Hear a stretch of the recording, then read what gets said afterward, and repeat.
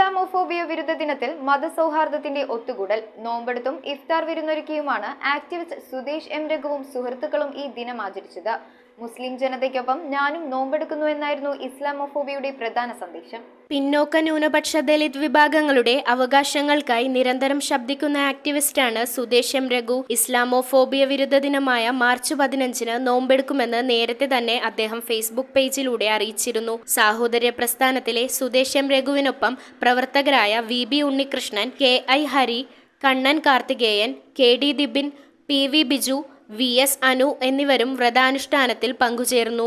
നോമ്പ് തുറക്ക് ഇല്യാസ് മംഗലത്ത്, KM Abdul Rasheed, MK Abdussamad, Backer, PM Mahin, Ansar എന്നിവർ നേതൃത്വം നൽകി. മഗ്‌രിബ് നമസ്കാരം PM ഹാരിസിന്റെ നേതൃത്വത്തിലാണ് നടന്നത്.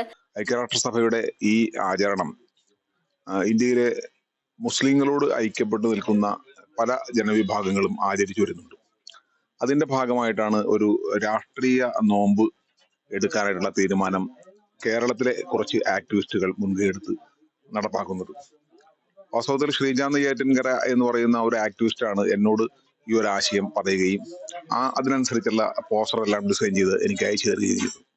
അതിന്റെ അടിസ്ഥാനത്തിൽ ഞാൻ ഉൾപ്പെടെയുള്ള ദളിത് ബഹുജൻ പശ്ചാത്തലത്തിലുള്ള നിരവധി ആക്ടിവിസ്റ്റുകൾ ഇന്ന് ഒരു രാഷ്ട്രീയ നോമ്പ് എന്ന രീതിയിൽ ഇന്ത്യയിലെ മുസ്ലിങ്ങളോട് ഐക്യദാർഢ്യം പ്രഖ്യാപിച്ചുകൊണ്ട് ഒരു നോമ്പ് എടുക്കാൻ തീരുമാനിക്കുകയും അതിന്റെ അടിസ്ഥാനത്തിലാണ് ഇന്ന് ഇവിടെ വൈപ്പിനിൽ സാഹോദര്യ പ്രസ്ഥാനം എന്ന ഒരു ദളിത് ബഹുജൻ മൂവ്മെന്റിന്റെ ഭാഗമായി നിൽക്കുന്ന നോൺ മുസ്ലിംസ് ഉൾപ്പെടെയുള്ള ആളുകൾ നോമ്പെടുക്കാൻ തീരുമാനിക്കുകയും ഒരു സമൂഹ നോമ്പുതറ എന്റെ വീട്ടിൽ നടത്താൻ തീരുമാനിക്കുകയും ചെയ്തത്. News bureau, Vypin.